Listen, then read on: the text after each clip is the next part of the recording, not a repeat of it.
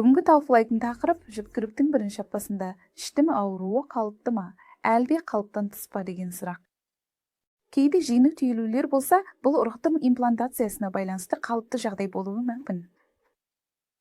Бірақ егер бұл түйілу күшейсе, міндетті түрде дәрігерге қаралу керек, себебі бұл түсік тастауға әкелуі мүмкін. Сондықтан іштің ауруының себебі көбіне қалыпты, бірақ кейде 5-10% жағдайда түсік тастау қаупі бар.